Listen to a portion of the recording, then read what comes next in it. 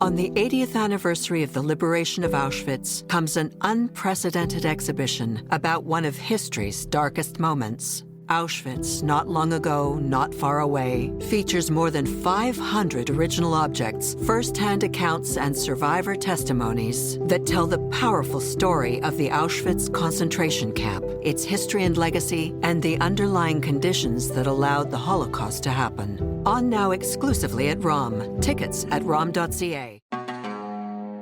And one kid gets up and says, when I grow up, I want to be a Jew killer. To raucous applause and laughter. Now, this kid knew that I was Jewish. I was his friend. We grew up together. Hello, and welcome to Rivka. Today, my guest, and I'm so thrilled, is Dr. Gad Saad. He is a professor of marketing at Concordia University, but I believe you're on a pause for a little bit. He has also been a visiting professor at Cornell, Dartmouth, and the University of California, Irvine. And we're very pleased to announce that he is visiting professor and global ambassador at Northwood University. And I also heard from a friend of mine who is a huge fan of yours that we do have another thing in common in that you love dogs and you don't like the Beatles. Both true statements. I am with you on that. Thank you. Thank you. Finally, a sane person. Exactly. So thank you so much. And, Pleasure. I wanted to kick it off with talking a little bit about your experiences and your family's experiences as a Jew of Lebanese descent, which I think, given the current state of affairs right now, is really first and foremost, with what's going on with Lebanon and so on. So if you can just share a bit about that with me. Sure. First, thank you so much for having me. Thank you for that lovely introduction. So we meaning my immediate family, were part of the last remaining group of Jews in Lebanon. At one point, Lebanon had thriving community would be maybe stretching the term, but certainly there were quite a few Lebanese Jews in the many thousands that lived in Lebanon. But then as things became a bit more precarious in terms of being Jewish in Lebanon, you would see an exodus of Jews, including my extended family. So my grandparents left to Israel in 1970. Many of my aunts and uncles left well before the Civil War, but my immediate family had steadfastly refused to leave Lebanon because we were well entrenched in Lebanese society. And then, unfortunately, in 1975, the Lebanese Civil War broke out, where it really became impossible to be Jewish in Lebanon. So we were there for the first year of the Civil War, and we were lucky to be able to eventually flee Lebanon. And then we emigrated to Montreal, Canada. If you'd like, I can share with you some of the realities of growing up Jewish in Lebanon, even before the Lebanese Civil War, if that interests you. It absolutely interests me. So please. So the reason why I mention this is because, people will often say, well, Lebanon was the Paris of the Middle East. It was progressive and it was tolerant. And that has some timber of truth to it. But again, it's always in the context of the Middle East, right? So tolerance is not sort of the universal capital T tolerance. It's tolerance in the Middle Eastern sense. Right. So that, yes, we know that you're Jewish. We tolerate you until, of course, we don't, in which case you better put on some really good running shoes and run real fast and hopefully outrun the ones who want to catch you. So it's not as though I lived free of Jew hatred in Lebanon. And I tell all this in the first chapter of The Parasitic Mind, which was my 2020 book, where I'm trying to talk about what happens to a society that is perfectly organized along identity politics lines, because Lebanon is the perfect model of that, right? Who sits in parliament is dependent on what your religion is. Whether you're going to be president or prime minister depends on your religion. Everything is viewed through the prism of your religious identity. So in that sense, it is the perfect example of identity politics. And so in 1970, Gamal Abdel Nasser, who was the president of Egypt at the time, and a highly appreciated and revered pan-Arabist, meaning that he was trying to unite all of the Arabs into one grand, pan-Arabic movement. So he was very much of a populist. He passed away in 1970, and as so often happens in the Middle East, but now we see it on university campuses in the West, there are these really sort of violent, feverish protests where people, will scream out all kinds of things. And one of the things I remember as a 5-year-old boy, I hadn't yet turned 6, as people were proceeding down our street lamenting the passing of Abdel Nasser, they were screaming, "Death to Jews, death to Jews." And as a 5-year-old boy, I turned to my mother. I'm thinking, why are they screaming this? And she's saying, "Just put your head down, shut up, be quiet." So that was my first exposure of what it was, vivid exposure and episodic memory of what it is to be Jewish.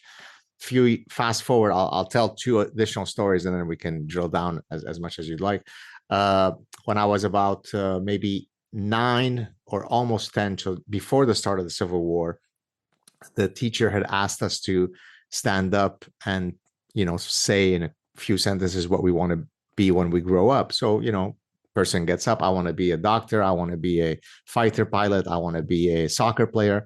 And one kid gets up and says, when I grow up, I want to be a Jew killer. To raucous applause and laughter. Now, this kid knew that I was Jewish. I was his friend. We grew up together. And third story, my brother had been a Lebanese judo champion for several years in a row. And at one point, in a culture of honor and shame, I guess it was perceived as shameful that a Jew was consistently winning in these combat sports, in this case in judo. And so he was approached by some men who explained to him that it was time for him to, retire, lest there might be an accident that happens to him. And that he ended up actually leaving Lebanon. This is prior to the Civil War. To the Civil War, he moved to Paris, France, where he pursued his judo career there. Now, the irony, to complete that story, in 1976, after we had immigrated to Canada, if you might remember, the Montreal Olympics happened in Montreal, Canada. Well, yes. he ended up representing Lebanon in the Montreal Olympics. So the same guy who suffered from the terminal disease called being Jewish a few years earlier, and therefore had to flee Lebanon to pursue his judo career, we can overlook the fact that he was Jewish when it came to representing Lebanon and carrying the Lebanese flag. So that's what it means to be progressive and tolerant in the Paris of the Middle East. Oh my goodness, that's a lot. I think it's a lot. And I think people do need to hear that, because we tend to look at the Middle East through the lens of the diaspora, through the lens of Western culture. And when you're talking about these things that happened, it's also not something in like the, way back in history. It's recent history, because as you're saying it, I happen to know that you're only a year older than me. So I picture like I remember things that happened to me when I was 9, 10, and you carry that with you, and just processing that is a lot. And when you said it was your friend, that just struck me. It's like a, forgive me, and you can correct me, it's almost like a conditional friendship. That's that small t tolerance that you referred to, that your friend displayed. Yeah, exactly. And incidentally, I have, how when you're in elementary school, you have class photos. Yes. Right. I have, and as I'm saying this, I'm getting goosebumps. I have several years of photos where I see him there, right? Like, I know exactly which guy it was. So it's quite rough. As if it weren't enough what I told you, because when I finished recounting the story, you said, that's a lot. Let me hit you with some more. You ready? Okay. Yeah, I hope so.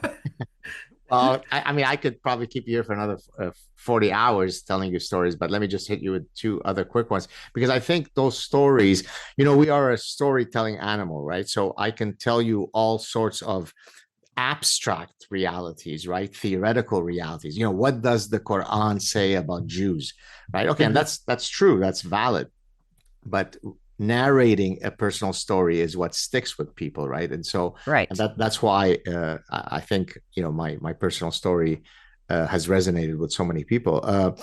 The day that we left Lebanon, I call this the full circle of the Star of David, uh, because it's going to start in Lebanon, but it's going to end about 2 weeks after October 7th.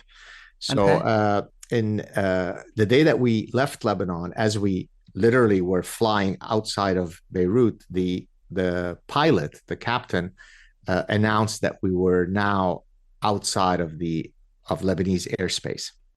At which point, my mother took out a pendant, a Star of David high thing, and it put it around my neck and said, "Now you can wear this, not hide your identity, and be proud I, of who you are." Now, oh, let's fast forward to 2 weeks, roughly about 2 weeks after October 7th, and you can probably go do a search. The post is still up there. I don't delete any of my tweets. My wife and one of our children, my son, they had just returned. My wife had picked him up in the east end of Montreal, where he had just played a soccer match, and they were coming to pick me up at the local cafe where I was working on my laptop.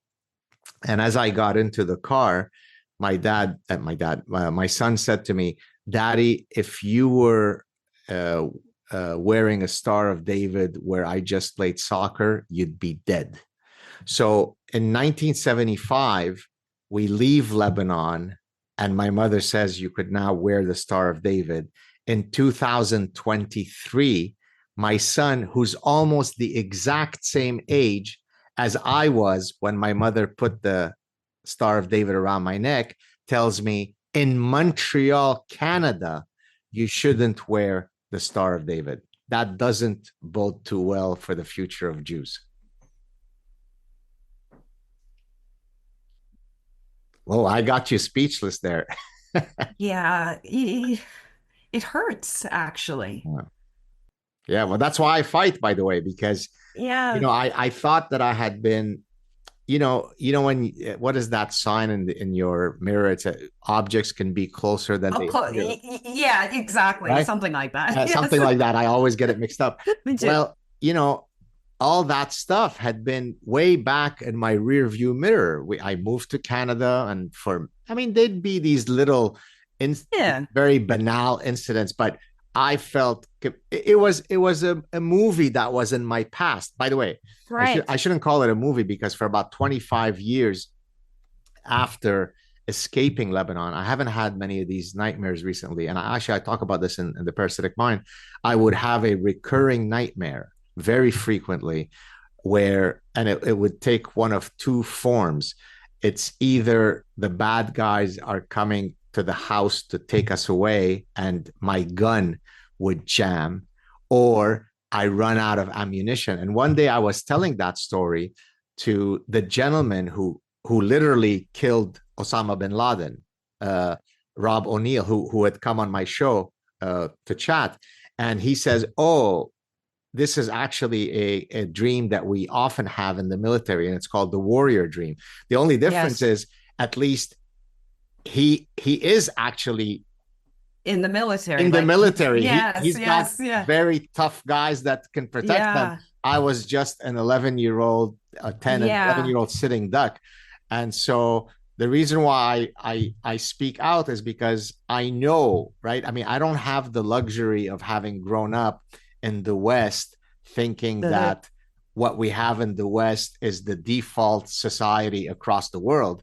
And that's why, by right. the way, as I often like to remind people, some of the staunchest defenders of the West are usually immigrants who have sampled from the buffet of societies outside the West. And so we're the ones who stand on top of the mountain and say, don't take your freedoms for granted because you don't want to see what's out there. And so this is Exactly. why I can't keep quiet, because I do have children. I might be able to outrun the bad guys in terms of my life expectancy, but my children and their children won't. And therefore I have to speak.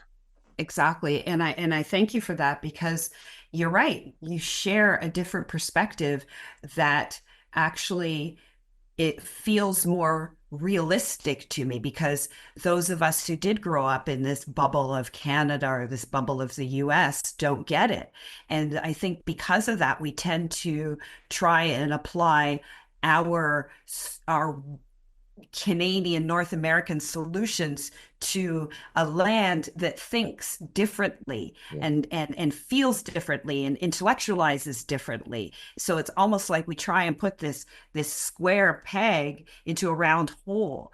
And we often need people who have lived it, or whose families have lived it, to say, this is not going to work. This is not how you resolve what you need to resolve, if you can.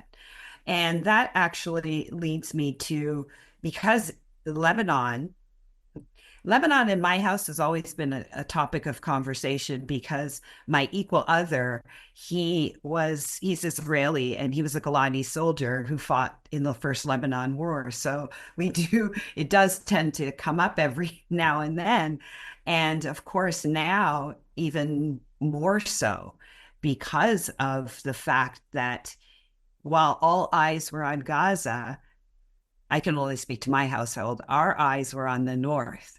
It's like, guys, it's tick, tick, tick, tick, tick, tick, tick.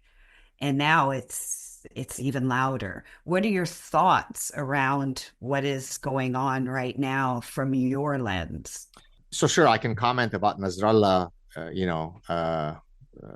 being taken out, but okay, there's I think a bigger story, and that is, you were mentioning earlier that, hey, this is not something that's happened 500 years ago. It's stuff that we're seeing within our lifetime. So to that point, demography is truly destiny, and I often try to remind people, well, Lebanon had historically been a Christian majority country, right? Yes, which Now, I so don't think people realize that. right. And so one of the reasons why there was greater tolerance. Now, this is, by the way, in no way meant to imply that the Christians don't have, and certainly the Arab Christians don't have, their own very nasty and virulent form of Jew hatred. But I think in their case, it's because they take on what's called the dhimmi. I call it the dhimmi psychology. Dhimmi Oh, are the religious minorities that are, quote, tolerated until they're not tolerated in Islamic lands. yes. And so one of the ways that I demonstrate, hey, guys, don't take me out and behead me, is that I will show even greater hatred to the Jew than you do, because that shows that I'm really part of the community. So, Mhm. but that notwithstanding, Lebanon, to the extent that it was, quote, tolerant and progressive, is precisely because it had been at one point, it was a French protectorate, and it was a Christian majority country. Now, it didn't take 1,000 years for Lebanon to flip and become an Islamic majority country. It happened before my eyes, in the way that you watch paint dry.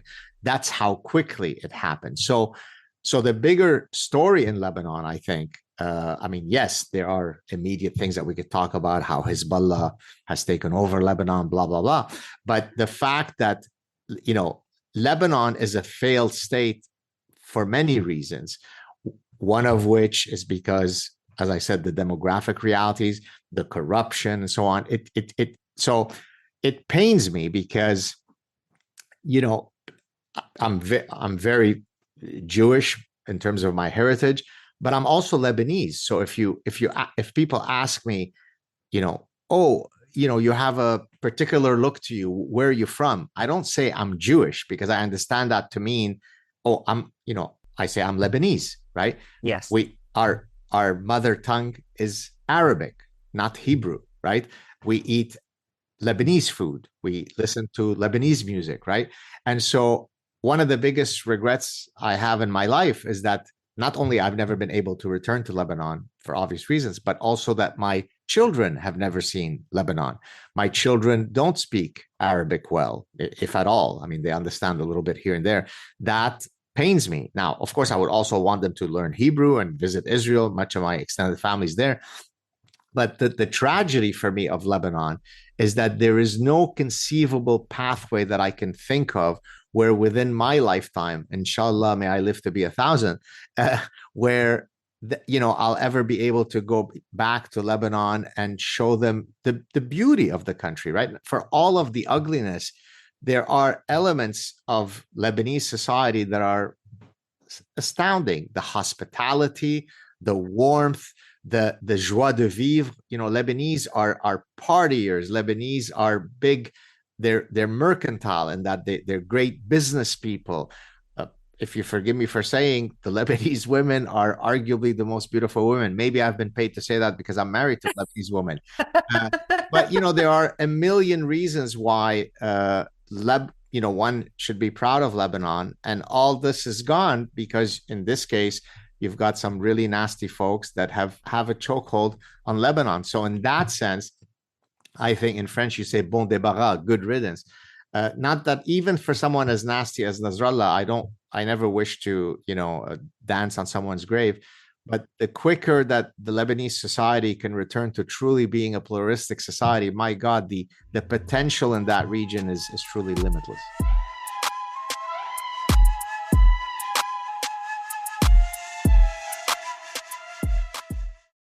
On the 80th anniversary of the liberation of Auschwitz comes an unprecedented exhibition about one of history's darkest moments. Auschwitz, not long ago, not far away, features more than 500 original objects, first-hand accounts, and survivor testimonies that tell the powerful story of the Auschwitz concentration camp, its history and legacy, and the underlying conditions that allowed the Holocaust to happen. On now exclusively at ROM. Tickets at rom.ca.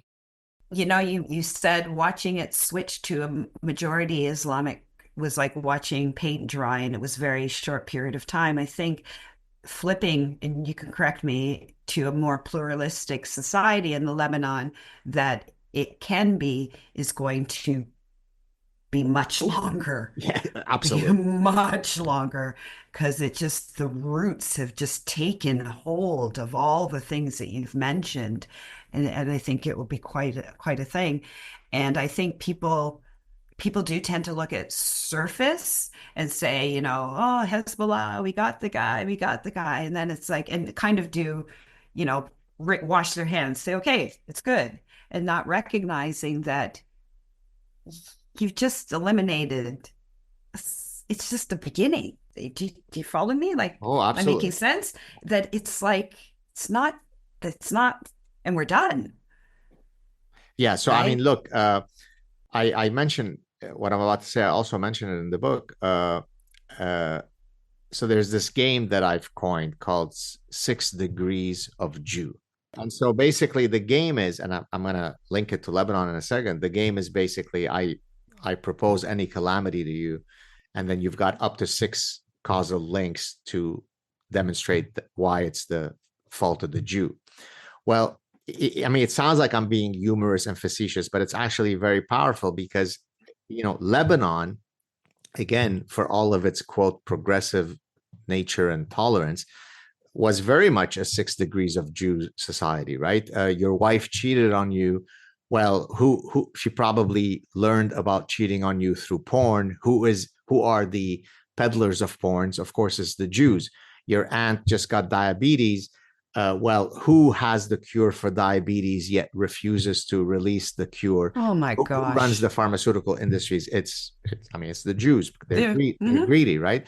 And they're the ones who are the famous physicians and scientists, and therefore they are literally choking us by not releasing it. So it's sunny outside today. It's too hot. It's the Jew. It's rainy. It's the Jew. Now, by the way, it is so pervasive in the Middle East that even animal disasters are attributed to the diabolical Jews. So, for example, you might remember that many years ago in Sharm el-Sheikh, which is an area on the Red Sea, a tourist area in Egypt, there were a couple of shark attacks That, Yes. do you remember that? Well, Yes. I bet you didn't know that those sharks were Jewish sharks that were Of trained. course they were. Exactly. They were trained by Israel because that was a way to then harm the tourism economy of Egypt, right? So it sounds as though I'm being flippant when I say that, but that's how the society operates. Goddamn Jew. The biggest Yeah. insult you can, and it's not goddamn Zionist. It's It's goddamn Jew, Jew. right? And so the reason why that society can never heal itself is because as long as your foundational definitional metric is the hatred of the Jew that oils. I always joke that if you want to really get a green energy source, just try to harvest the Jew hatred in the Middle East because it is an infinitely renewable fuel source. So get rid of all that nonsense. Don't teach children straight out of the womb that the Jew is a diabolical creature, and then maybe Lebanon could have a prettier future. Yeah. But do you find though that we are saying this Jew hatred in the Middle East, but it feels like it's been transported, like it's been packed up in luggage and brought to Europe and brought to Canada, and just, it feels so pervasive, and has become um like just this mindset that Well, it's normalized, right? normalized. That's the word I was It, looking it, for. it, That's it. exactly. So look, one of the reasons for, I mean, you were kind enough to mention my new affiliation. One of the reasons why I felt very much compelled to take a leave of absence from Concordia and go to Northwood. I mean, Northwood, independently of the reality at Concordia, was a very exciting project that I wanted to be involved in. But it certainly made it easier for me to accept this wonderful opportunity, given the fact that I was very, very concerned about going back on campus at Concordia. Now, imagine if the average student who's Jewish, but who is completely anonymous, right? When, as he or she is walking on campus, people don't know that person is Jewish, and they're feeling incredibly threatened. Well, what do you think I feel?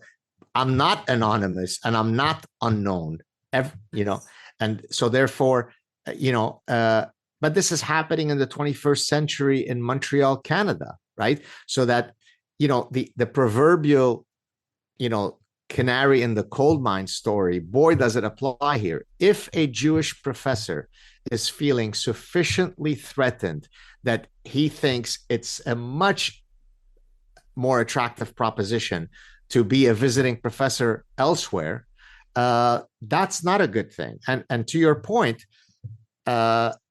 demography is destiny. You said the Jew hatred is coming in luggages. I mean, it literally is coming in luggages, in the sense that if you import people in the hundreds of thousands, in some countries in the millions, where they're hailing from societies where endemic Jew hatred is not some small but significant minority. It's so I'll give you an example.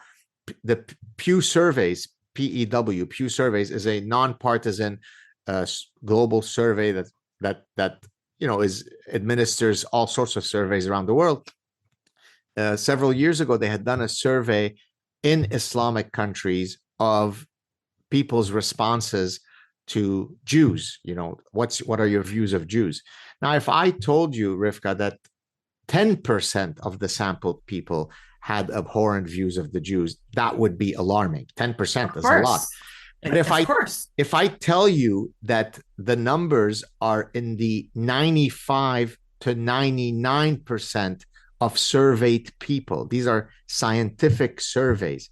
So imagine that statement. I survey, by the way, and my homeland of Lebanon was included in that survey. And I think their number was 98% or 99%. I can't remember.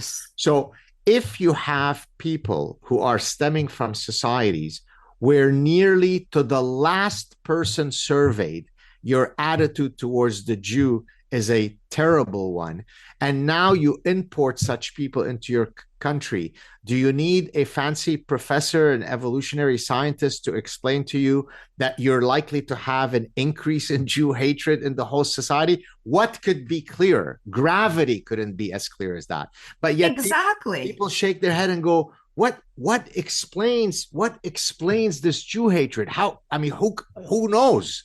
Well, I think it's a pretty easy explanation. So that's why demography is destiny. That's why, people, of course, in this case, imbeciles will say, oh, but you're an immigrant, Professor Saad. Aren't you a hypocrite for railing against immigration? Well, that's like saying Ted Bundy is a man and he was put to death, and my dad is a man. So they're both men. So why do you hate Ted Bundy so much? Yeah, it's a false equivalency. Right. I mean, right. Can you be so bereft of logic that as to recognize that not all immigrants are created equal? Yes, Elon Musk is an immigrant, but Elon Musk doesn't want to eradicate Jews. So these are kinds of the problems that we're facing in the West. And by the way, that's why I wrote The Parasitic Mind, because that's what happens when a brain is completely parasitized by ideological rapture. Yeah. And when I notice if people point out that logic or that truth, because you're right, it's not anecdotal, it's fact, it's black and white. So if we can believe fact about, the sun rising and setting, why are we so challenged about facts? Why don't I have this expression? Well, maybe it's not my expression, but when people tell you who they are, believe them, full stop, right? But yet we are sometimes, I'm trying to soften it because I can be harsh. We are sometimes a society that is so worried about being politically correct that we lose our sense of common sense. And I've even had that political correctness I'm not going to, almost against me as a person of color, where I say, first of all, why are you being offended for me? Because I'm not. So it's like, or they'll say, oh my gosh, you can't say that, Rivka, about people of color. And I say, I'm one, right? Like just this weirdness. I'm a Gen Xer. Like, we said what we meant and we meant what we said. And I sometimes have a real hard time navigating this correctness when it's like part of not owning what is happening is part of the reason we are where we are. Exactly. So in The Parasitic Mind, what I demonstrated is what happens to our cognitive system, our thoughts, when it is parasitized by a whole bunch of bad ideas.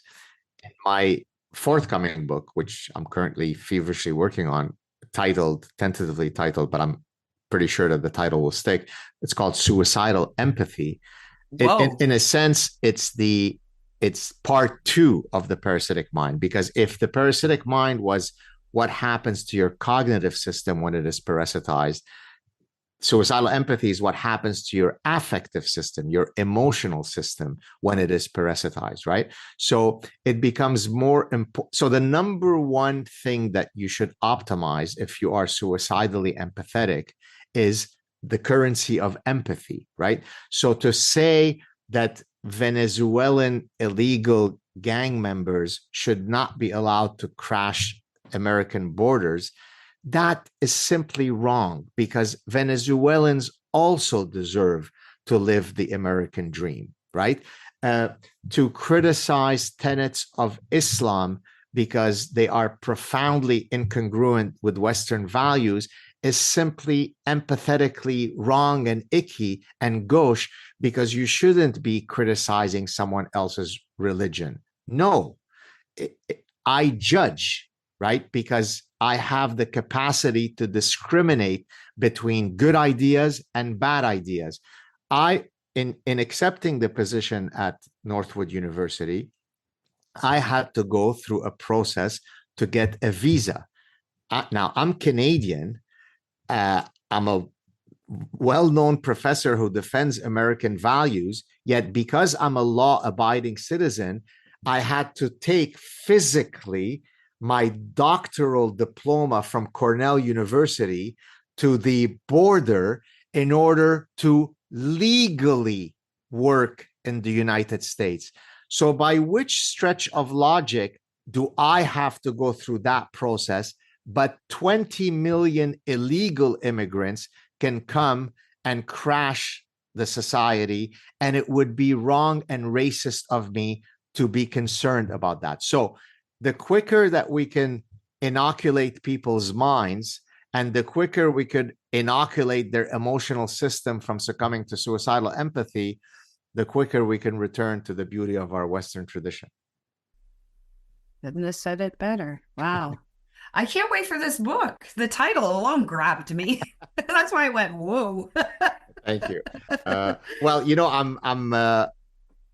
the book is only slated to come out in 2026. But to your point about it grabbing you, because I've mentioned it on a few occasions on social media, and I've seen how viral it's gone. I mean, I could literally do a search on suicidal empathy and it's everywhere. And so I've been telling my publisher that I maybe need to work a bit harder on it. Yeah, you're going to have to pick up your pace. I got to pick up my pace and stop slacking around. 2026 is not going to cut it. Exactly. Oh my gosh. I'm cognizant of your commitments. You are a very busy person. I thank you so much for this. One last comment I want to make. Please. Because I'm under the impression that you're culturally Jewish. Yes. So what does that look like to you? Okay. Look, because we're coming into the high holidays. My mind is all filled with high holidays. Look, you're right that I'm culturally Jewish, but that doesn't mean that I don't adhere or engage in some of the religious elements. But I don't practice those religious elements religiously, if I can put it that way. I love that. So, and I've only mentioned this a few times, but since you've given me the lead in, I'll mention it here. When I was a doctoral student at Cornell, I became very good friends with the Chabad rabbi there, whom I actually recently met up again with his wife. His name is Rabbi Eli Silberstein, and we became friends, and I would go to their house for Shabbat dinners and so on. And towards the end of my time at Cornell, prior to graduating, he once approached me with a request. And usually when the rabbis approach you with a request, fasten your seatbelts, it's coming. I said, oh Rabbi, what is it? He said, can you do me a favor? You have such a, they always put it in nice way. You have such a pure Jewish soul, blah, blah, blah.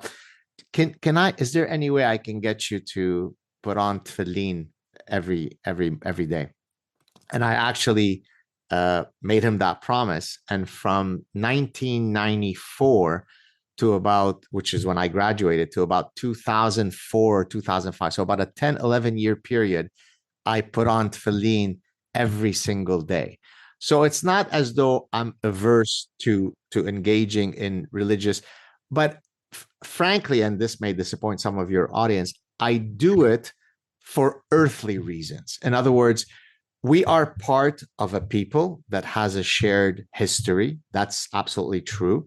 Now, yes, you can argue that is rooted in a religious heritage, but I don't necessarily take seriously the fact that the Shabbat candles have to be lit at 7:21. But if I do it at 7:22, look out, I'm a bad person.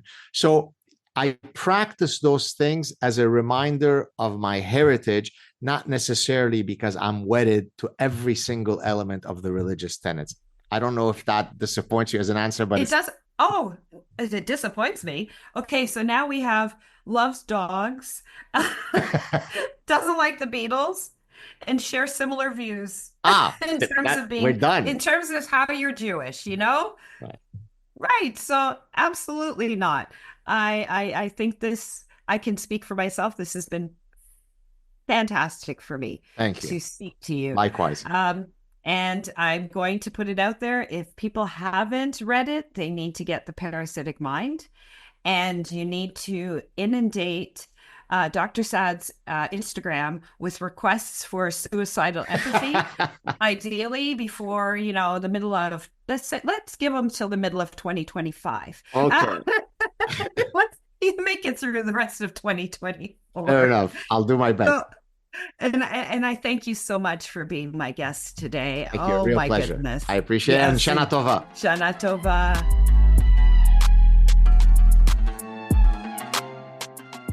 Rivkush is hosted by me, Rivka Campbell. We're produced and edited by Michael Fraiman and the CJN Podcast Network. Our theme music is by Westside Gravy. If you like this episode, please subscribe wherever you listen to podcasts. To support our work and everything else the CJN does, visit thecjn.ca/donate to make a monthly donation and receive a charitable tax receipt. Thanks for listening.